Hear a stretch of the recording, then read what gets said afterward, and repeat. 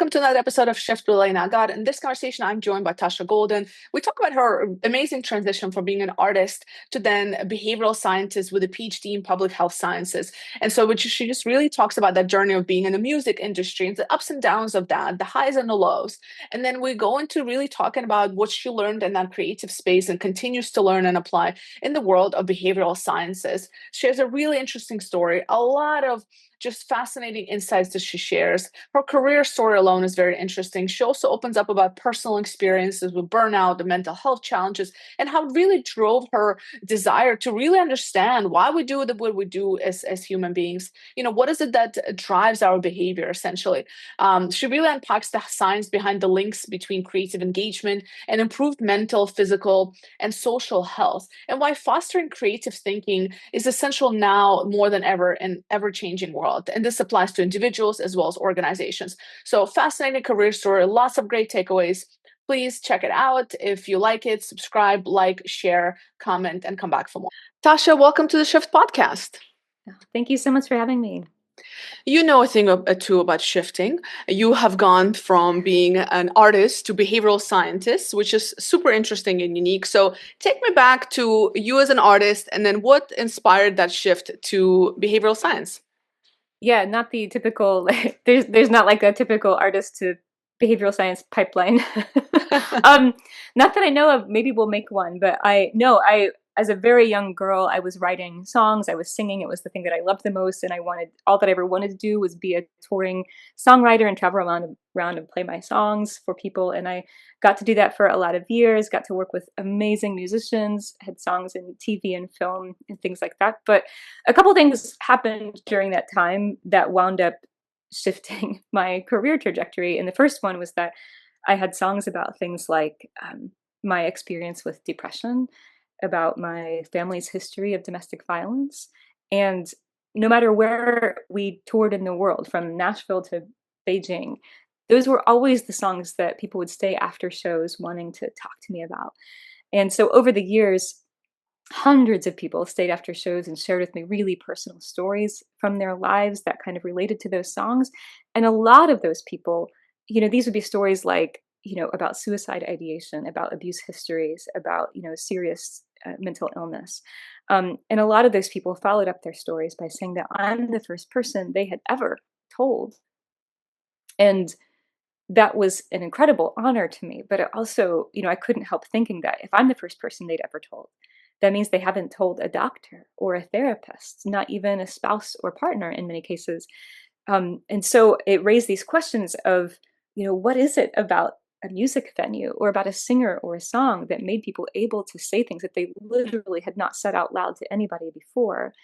And then also, what are we going to do about the gap between people's ability to share that in the space of something like arts or music and the other really essential spaces in their lives, whether that's healthcare or education or even their homes, right?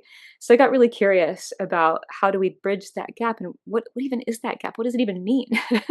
um, and then the other thing that happened was that I was, really hustling in my career. This is not uncommon for the music industry, much higher rates of mental illness in people in the music industry than the general public.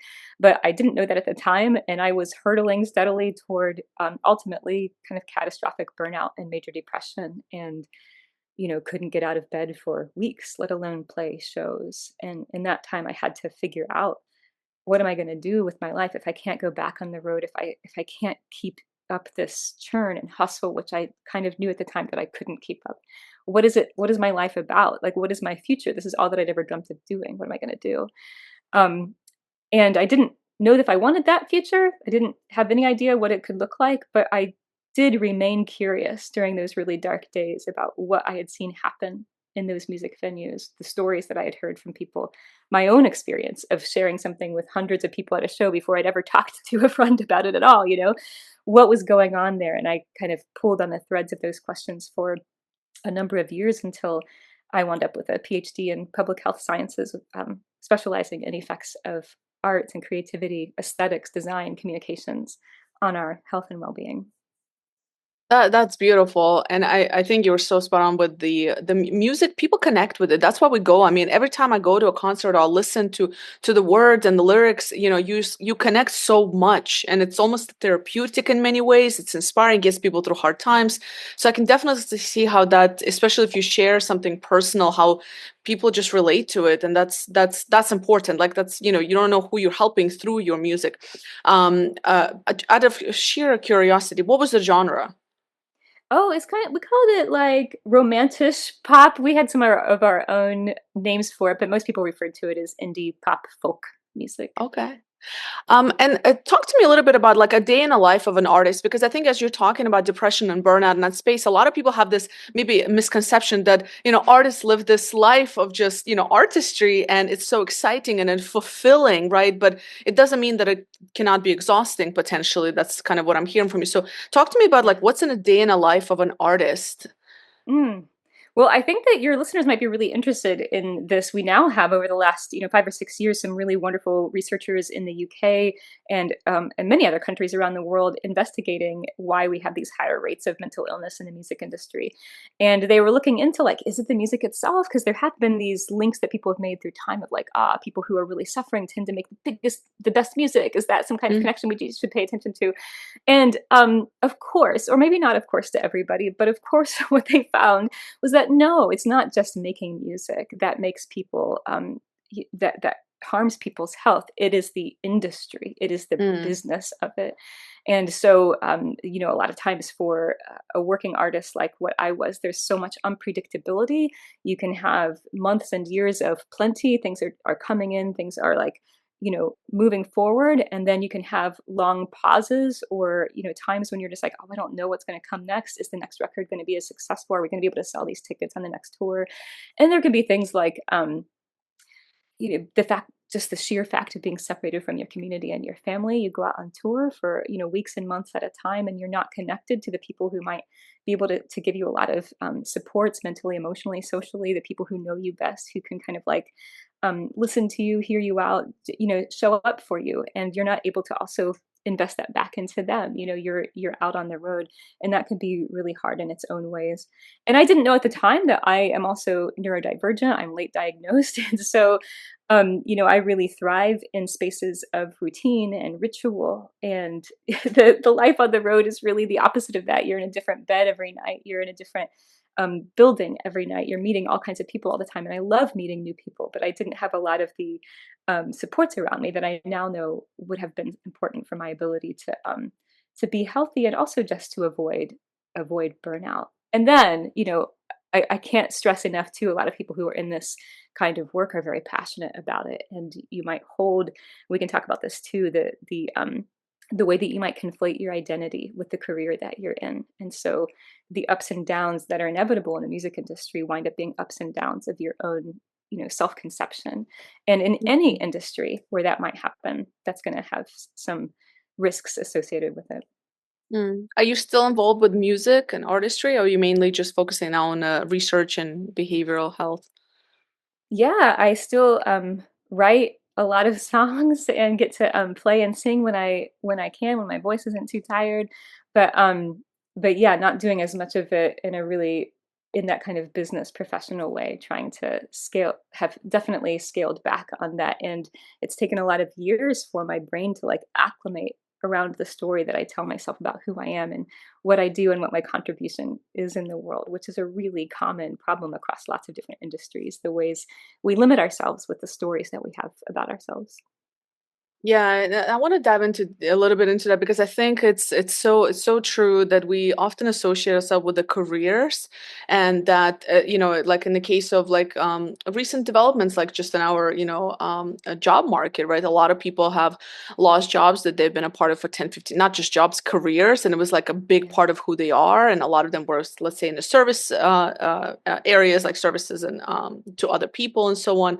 So, what are some useful things that people can keep in mind as maybe somebody who's listening to this, or in the workplace where people are just kind of changing and moving on and changing careers and so on, and just asking themselves like, I don't know who I am if I'm not doing Mm. this, or if AI is going to take my job, what do I have to give, right? Like, because I hear that a lot from people, like, if I'm not this.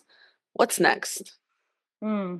I kind of have a two-tiered answer to that question. The first one is that we definitely will do a kindness to ourselves by recognizing that we are in the midst of a lot of um, upheaval, and the landscape that we find ourselves in is kind of difficult and complex, and we are facing structural issues and policy issues and things like that that limit our Mm. choices and limit our opportunities.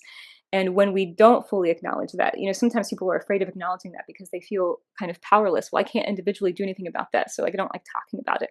But the problem with that is that then if you don't acknowledge it, then everything that's going on in your life is like your fault. Like, if I just was more talented, if I was more smart, if I'd had better connections, if I was more charming and charismatic, then I would have these opportunities that I don't have right now. And that can do a lot of harm over time. And I think that a lot of people can relate to that. So that's the first thing, is recognizing that we are facing structural issues, and maybe no one of us can wave a magic wand and make those things go away, but collectively we can do things about that. And that's part of the role of creativity, and facing those kinds of things. And the second tier of that is recognizing that there's a difference between the circumstances we're facing and the story we tell about it. And this is where, some of the science around the effects of creativity in the arts come into play with our mental health, our emotional health, the things that we do behaviorally. I often tell people that, when I faced burnout and depression and couldn't tour anymore, during that time, I realized that I had always thought of myself as an incredibly creative person. Like, that was the value that I held of highest. Like, I am creative. And I was. Like, I couldn't have done my job if I wasn't a creative person. But when it came to my identity and my life and what I could do in order to find fulfillment and meaning, I had one story that I knew how to tell. I had one. And that one story is, I'm a singer songwriter. I'm in the music industry, this career is going to give my life fulfillment and meaning, right? And when I lost that story, I had no other story to tell. It was like either that story or nothing. And in that time, like, especially retrospectively, but even in that time, I was able to see, like, I am not creative about myself. Like, I'm creative about so many things, but I have a perception of severe limitation and constraint around who I am, around the story that I can tell with my life. And like I said, it took a while to be able to tell a different story, but I think it was the perception early on that, like, there is a story and I lack my next one.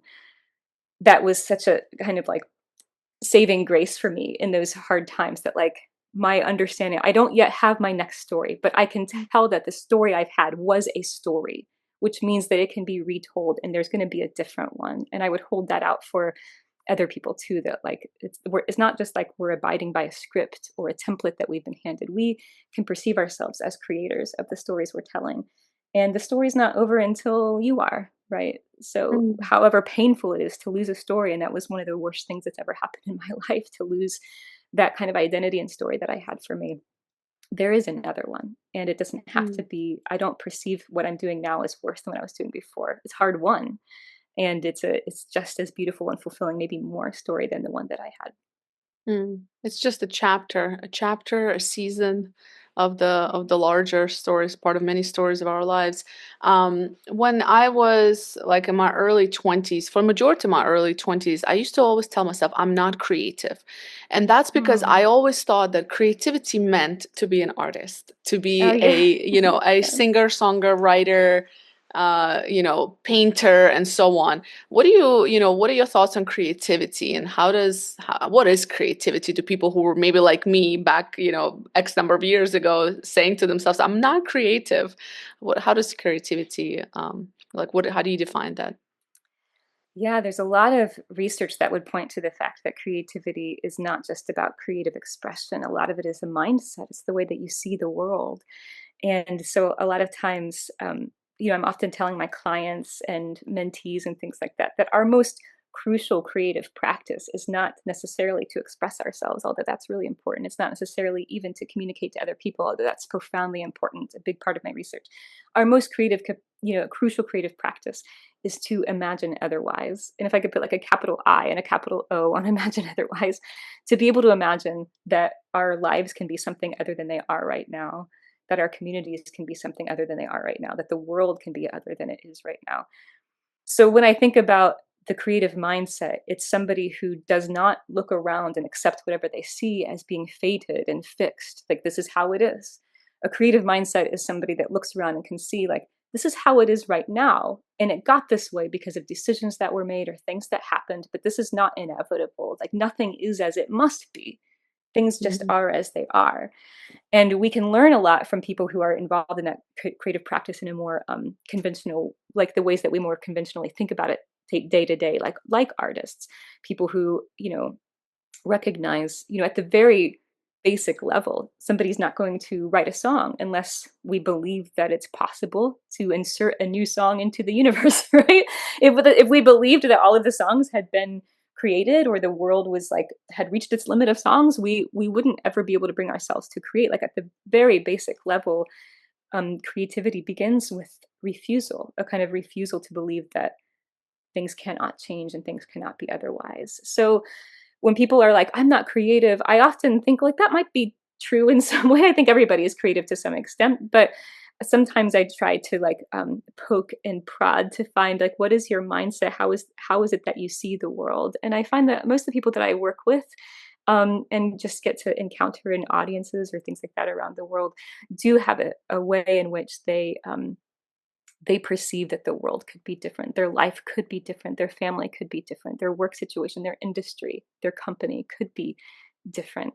And sometimes we cover that up because we start to feel powerless, or we feel like, um, there's a lot of things in our lives that can get us distracted or just hounded by our obligations and things like that. And we stop being able to think creatively, and we're just on the treadmill. We're just doing what we got to do. And that's understandable, right? But that doesn't mean that we're fundamentally not creative. It means that we're Mhm. using up our executive function and our cognitive capacity for something other than creative thinking and creative work. And we can get back to it.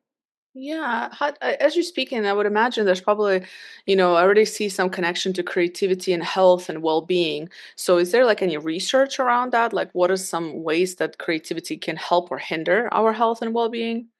Yeah, there's a growing body of research, and we can talk about this in lots of different ways. Like, first, your listeners might be interested in the fact that there's a growing body of research just around participation in arts or like cultural activities can measurably influence our health, and that's mental health as well as physical health, as well as social health, emotional health. So we have accumulating studies around all kinds of different artistic engagement. It's not like, oh, just going to the symphony is going to help you. It's like all kinds of artistic engagement, and it can help us health wise anywhere from really immediate benefits, like it might reduce stress or lower your heart rate, help you calm down.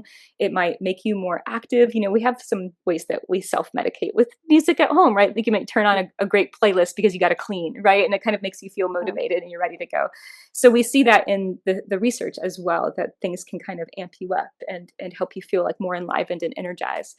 And we also see people using a lot of research around dance for Parkinson's, that people with Parkinson's can often dance, with ease, even when they can't walk with ease, and it can improve mobility and balance. And we see people using singing to improve respiratory health in clinical settings. Mm. And around the world, we see emerging pilots of a concept called arts on prescription. I led a book called Arts, like a field guide for arts on prescription, um, which is literally what it sounds like. There are physicians and therapists who are able to prescribe arts and culture experiences in their communities in order to benefit their patients and clients' health. And that's based on this accumulating body of research that I mentioned. And then, kind of, certainly really related to that, the Venn diagrams don't totally overlap, but they're very, there's a lot of overlap. Related to that, there's research around how that creative mindset and a sense of creativity around our lives, the stories that we're able to tell about our lives, influence our health and well being.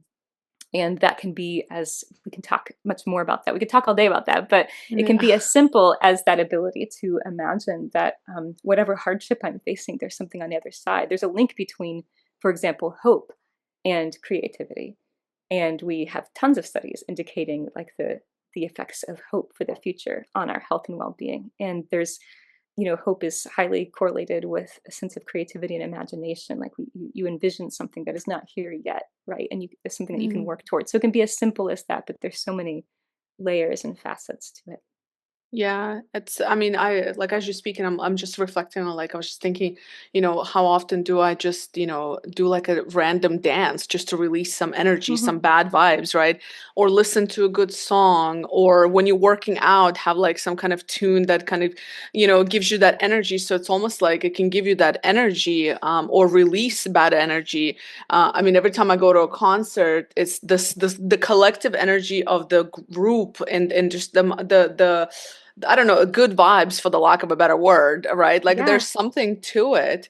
I think it's so important. And I had a friend of mine. Unfortunately, she passed away a few years ago, but she used to be Mm. a music therapy music. She used to do music therapy for kids in a hospital. She would play guitar, so she was a Mm. guitar player, and she would go in and she would just design these programs. I don't know too much detail, but that's exactly what she did. And this was probably like 10 years ago now that she was doing that. But and that's exactly what she would go and like help, sick kids and heal, because there's been a lot of like research around that. Yeah. I'm wondering also, if it's so impactful for us as individuals, you know I wonder how impactful it can be in organizations, like to bring creativity. Like what can it do to teams, right? And have, some of the maybe clients you work with, like, do you see companies implementing like intentional creativity activities to drive innovation, to drive business growth, and so on? Can we talk a little bit about that? Yeah. And just to reflect on what you just said, I often tell people, people that I'm working with that humans evolved to make and share art for a reason. Like it can seem like something that we just kind of like intuitively do. Maybe it's just entertainment, with quote marks around just. It's just entertainment. It's just something that we do for fun. But all of the things that you were describing that we can kind of pick up on, like even what we call collective effervescence in the literature around like what happens at a live music concert, for example, those are all measurable things and they have real impacts on real things that we can look at. So they're not just anything, but also we evolved to do this for a reason. If we didn't need our engagement with arts and culture and creativity for our survival, we would have stopped doing it millennia ago. So we don't need to know all of the specific reasons why it's essential to be able to kind of respect the fact that, okay, clearly it's doing something for us. And maybe I don't personally know all the things that it's doing for me.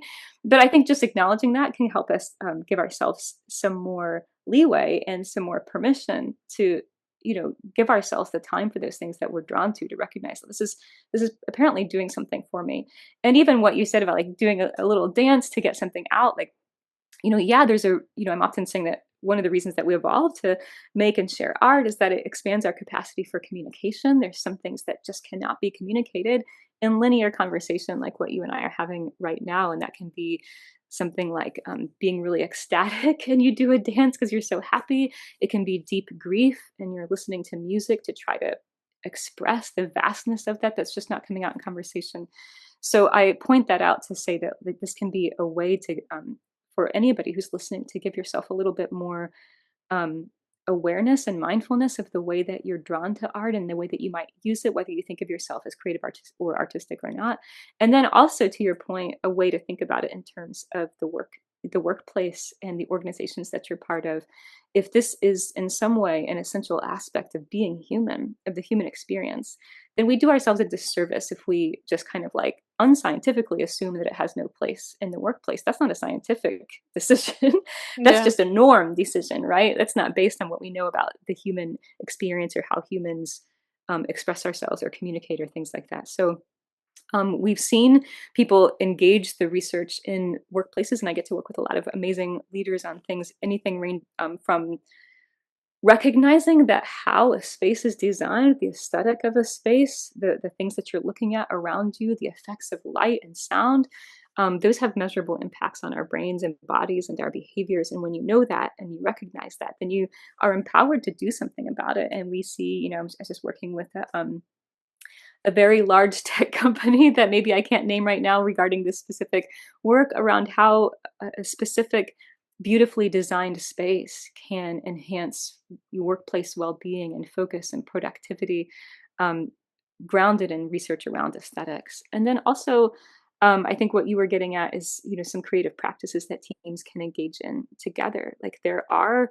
studies indicating that, there are things that we can express in the space of something creative that we wouldn't say otherwise. And Mhm. sometimes leaders find that counterintuitive because it's sort of like, wouldn't it be like more embarrassing or awkward to share like a poem with a group than it would be to like just say something? And yeah, you would think so. It depends on the thing though. Like it depends on what's going on. And I'll give you a quick story around that. Like I established a creative writing program for incarcerated girls. It's called Project Uncaged. And one of the reasons that I did that was grounded in my experience as a musician, where people had shared such, profound stories with me that they hadn't shared with anybody else. And I saw the same things with these girls writing in this space of a detention center, for example, that was not a place where they necessarily felt very safe. Often, quite the opposite. Even with each other, didn't necessarily feel safe, but they were revealing a lot of things about their lives in their poems and their songs that they were not sharing on surveys that we administered to them, that they were not sharing in conversations, that they were not sharing with their probation officers or other people. And what you see is that like the space of the creativity, it's almost like becomes a container. It's like if I'm writing a quote unquote poem, or if I'm writing in a quote unquote journal, there's a type of my life experience that I'm kind of almost supposed to bring out. Like this is the space where that's allowed to come out. And because of that, we would see um, girls that were really quiet, that didn't want to share anything with anybody. You open up the floor and like, anybody want to share what they just wrote? And they're just like, yeah, hand in the air. like let me read this to you all. Or sometimes if they didn't want to read it themselves, they would give it to me to read for them. And girls in carceral facilities is not the same thing as workplace well-being, but I share that to like, that's an extreme. And in your workplace scenario, where people probably don't feel as at risk as those girls did, as oppressed by the scenario that they're in, by the workplace environment that they're in. Imagine what might be able to come out as far as team dynamics, as far as people's thoughts about what isn't working and what could work in the future. Imagine what could come out if the capacity for communication was expanded beyond just typical kind of boardroom fare, the scripts that we're handed about what we're supposed to talk about and how. Yeah, I think creating that space is so important. I see this over and over again in corporates. It's just, if anything, we need creativity. We need that, intentional kind of space to think out loud, to have that safe space, for lack of a better word, to be able to express ideas. I think that what we see right now in organizations, at least in my world, and I'm in a very like corporate tech environment, is that there's almost this disconnect of values, and it's very robotic kind of work, where I think, to your point earlier, it's part of us being human to express creativity. And when we're not able to do that, then very quickly do we become disengaged in the work that we do, which is why of the many reports like Gallup's and the like, 25% of employees around the world are engaged. So over 75% are disengaged in their work.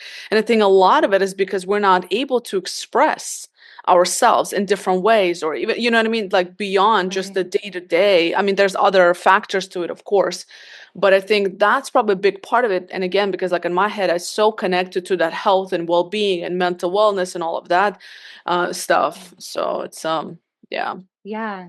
The World Health Organization back in the 1940s defined health. Like any conversation around health, I guess we might have started with a definition of health, but I like to share their definition of health. They said that health is a state of complete physical, mental, and social well-being, and not merely the absence of disease or infirmity. This was in the 1940s. They're saying health is complete physical, mental, and social well-being. That's a really high bar for health. And they said explicitly that it is not just the absence of disease or infirmity. But still today, typically when we talk about health, we're usually talking about like, am I not sick? Am I not in pain? Am I not injured? Right? We have this really one-sided understanding of health. But it's not just the absence of things that we don't want, it's the presence of things that we seek and that we need as humans in order to thrive, physically, socially, mentally. And I get to ask people all over the world, like, if health is both the presence of well-being and the absence of things that we don't want, what the heck is well-being? Mm-hmm. And as you can imagine, people around the world have really different answers to that question, really diverse and fascinating answers, but they do cohere around some themes, and they include things, to your point, like having a sense of meaning and purpose, a sense of belonging, a sense of, esteem and worth in themselves, a sense of being connected to something larger than themselves, a sense of having influence and agency over the things that matter to them in the world and in their lives, being able to encounter beauty, having things they're curious about that make them interested in themselves and others and the world. These are some of the ways that people describe well-being. And when we tell ourselves the truth about all that health is, we start to realize that like we cannot just be thinking about how do I make sure, like for example, in the workplace, how do I make sure that my team members, my employees, whatever the case might be, are not sick? How do I make sure that they're sick less often? Or how do I make sure that I prevent burnout or prevent, anxiety or things like that? We have to be thinking about like what are you supplying on the like positive side of health and well-being. And we start to see, like to your point around these surveys, there's like the people indicating that they don't think that their jobs have meaning, like a significant portion of people in really high profile, roles who have like really great degrees from really great universities saying like my job doesn't actually matter. And Mm. if that is the case, if that's how they feel, then no number of like workplace little health interventions you're going to do or burnout prevention, webinars you're going to offer is going to address the fact that you have a lot of people living without the sense of meaning and purpose and belonging that they're seeking. And sometimes that's something that you and your workplace can do something about. And sometimes it's something to tell ourselves the truth around it, like, maybe this particular widget that we create is great for making money, but it's not going to be the kind of thing that gives people a sense that, like, wow, I'm really glad that I'm alive. And if that's the case, then the thing that we have to make sure that we're really investing in is how do we make sure that the people who work here have time and space and opportunity in their lives to seek the meaning that they're not getting and maybe won't be able to find in their jobs. And these are hard things to have really um, open conversations about, but they're also inherently creative questions because they invite us to be really imaginative. Like, what if this whole thing looks differently than I thought that it did? What if the problem isn't what I thought it was or isn't located where I thought it was in the context of like from the individual to the structural? Like, what if this is a different problem that has a different root cause than I thought? And what if it's still solvable though? What if we just have to ask the right questions? But yeah, that full understanding of what health actually is could change the world if we tell ourselves the truth about it and do something about it. Mm. I think a lot of your research and just based on this conversation probably threatens a lot of ways that leaders think, depending on industry and generation and all of that. But I can see how just at least some of the leaders that I've been in front of in my career that I already see the objections, right? So in your work, like as you work with leaders, what has been like the biggest maybe misconception they have around these topics, around research, around especially how it impacts their employees. And personally, I think we should all take ownership of our own well-being. But I think that to your point, like there's a fundamental things that a company and a leader should, put out there, advocate, create space for, etc. That is their responsibility because it's good not only for the people, it's good for the business. So even from pure business perspective, but I can already see like some leaders that at least have told me in the past, there's just like they don't feel like this is a priority for them. So like, what do you say to those individuals, or maybe some other examples of leaders and how they might have felt a little bit threatened by the things you're talking about, and how do you have those conversations? Yeah, well, I will say that, thankfully in my line of work, a lot of times the people who come to me for help are people who are like actively seeking somebody to tell them something they're not used to hearing. They've tried all the Mm. things that everybody always says. And so they're coming to me to tell them something different, ask them some different kind of question that'll get them someplace different. I often say that like your growth is always on the other side of a question you haven't asked yet. So let Mm. me ask you a better question than the ones you've been asked before. So, which is just to say that I thankfully don't wind up in a lot of positions where I'm telling somebody something and they're like, nah. They're Yeah, usually like, they're okay, ready to I'm hear. ready for Yeah. this. Yes. And that's a big privilege and something I'm very grateful for.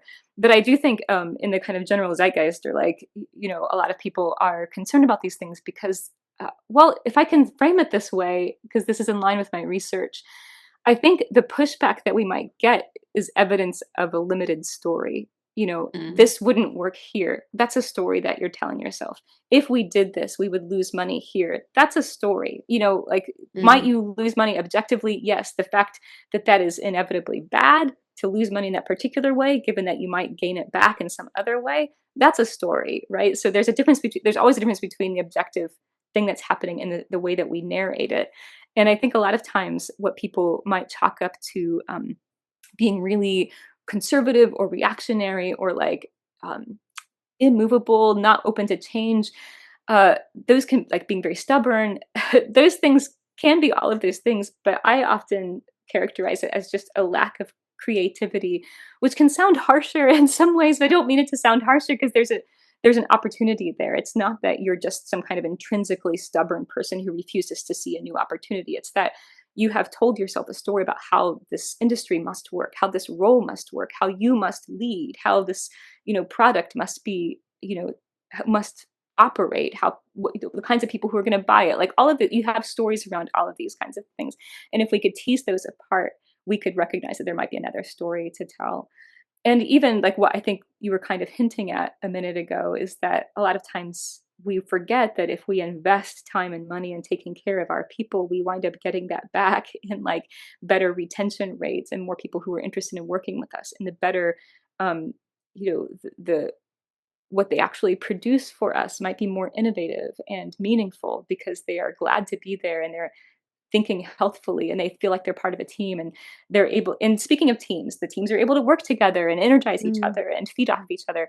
So there's a give and take here, but we also, as a society, and especially in the West, we also have stories around what it means to be successful. And, sometimes, the idea that making as much money as possible is the obvious best thing that we can do as companies or corporations or organizations is also itself a really, really big story, a really powerful story, but ultimately a story.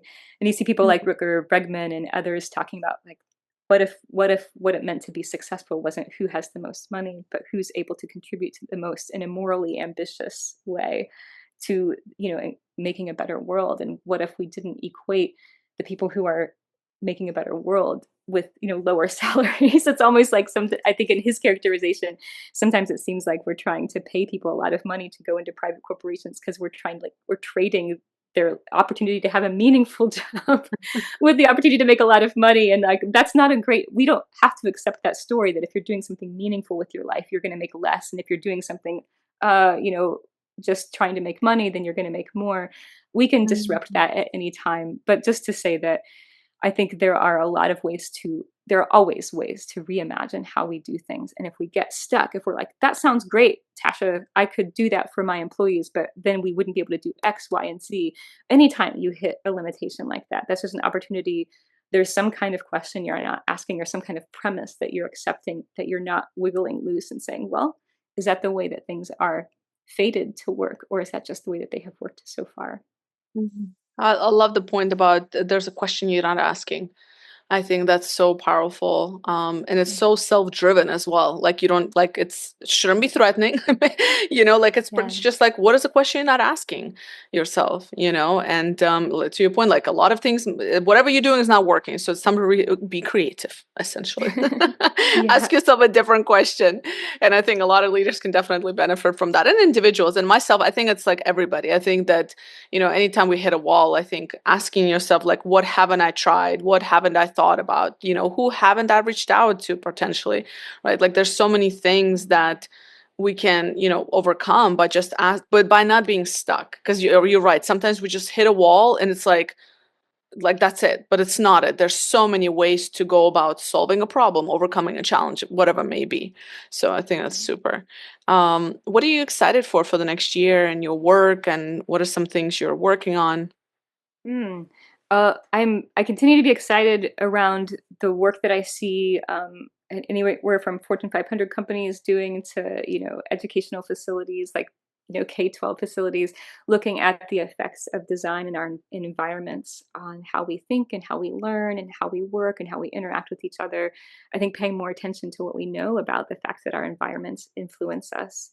I always get excited about how those really tangible experiences of that can help us think differently about the larger world. I'm in public health, so I'm always zooming out. Like, let's zoom out as far as we can, right? Why Mm, not? And it's kind of like, oh, if we know that our environments can affect us to the point where we can fine tune our environments in workplaces and in schools and universities to, kind of maximize health and well-being, what does that mean for the disinvested neighborhoods in our cities where people are living every day with like litter on the sidewalks and houses that have been abandoned for years and things like that?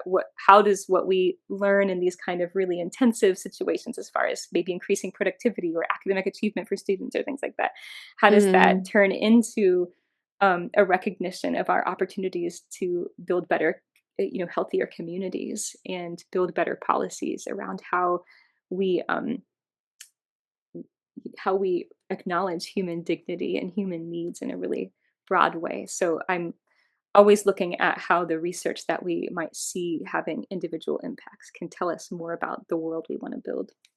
mm. That's really interesting. I feel like that's a whole other podcast because I think it's so gosh, there's yeah, I don't even want. I mean, I do want to just ask one follow-up question that like what because I think the environment piece, especially like when you're talking about like on a larger the public kind of Yeah. forget like offices are like one part, but then like on a larger thing, like what are the top one or two things that you wish people would know about, I guess, in that space that we're not thinking about? Like, is there anything that you can give us that is like one or two areas to think about or consider as we're thinking about our own environments and how we contribute to those? I think that the sense that it's primarily an investment that we would do just because it's the morally right thing to do, versus that it's an investment in morality versus an investment in like the economy and in human progress and things like that. I think people oftentimes think about issues of climate change or think about issues of improving the environment in some kind of general way, like what I was talking about, as far as like improving the ways that your community members are able to live their lives. They think about that as some kind of almost like a charitable philanthropic thing that you might think to do, where it is more, I used the word investment earlier, but like that, it is more of an investment in our future, and it affects how we how we grow up the next generations and how we preserve our opportunity to do any of the things that we might value doing. So I would love to see that change in mindset a little bit, that like this isn't, it is a very much a moral thing to do and a morally ambitious thing to point our energy toward, but it is also just literally practical and pragmatic. Even if you're only interested, I hope that people aren't only interested, but even if you're only interested in some kind of bottom line, it is really advantageous for us. And I also will just throw out that a lot of my you can think about health sometimes as like Russian nesting dolls, and the innermost one might be like the individual experience, your biology, your behaviors, etc. And outside of that is interpersonal relationships, and outside of that is the community. Outside of that is policies that you live under and within, and outside of that is society and culture. And a lot of times when we talk about health, we think just about our biology and our behaviors. Like health is just diet and exercise and medicine and whatever, right? But all of these things that are outside of us inevitably affect your individual health. You can only make the choices that you have ultimately, right? Mm. And you might decide that you want to eat really healthy, but if you live in a place that's a food desert, where are you going to get that food? Or if you have no transportation, how are you going to go get it? So a lot of our focus might be at individual levels, but there's so much that we can do at these outer levels, and doing that work. Here's what I wanted to get at.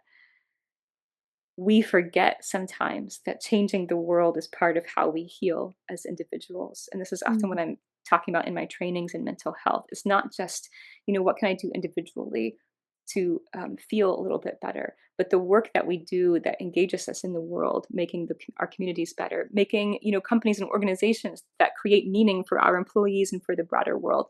Doing that kind of work isn't just like altruism and nice and moral.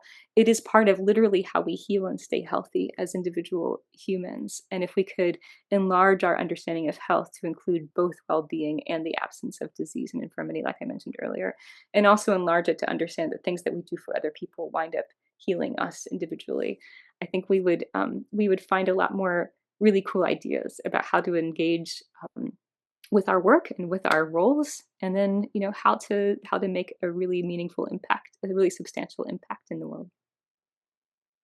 That is a beautiful message to end this podcast with. Tasha, where can people find you? Where can they connect with you if they have questions, if they want to work with you? Yeah, there's we made a custom web page for listeners of this show. You can go to tashagolden.com/shift with Elena. So if you can remember the name of this podcast, remember my name, you can find it tashagolden.com/shift with Elena. And you can find a couple free resources there and ways to work with me. Thank you so much. I'll make sure to include all that in the show notes. Tasha, thank you for the work that you're doing and for your time today. Thank you so much.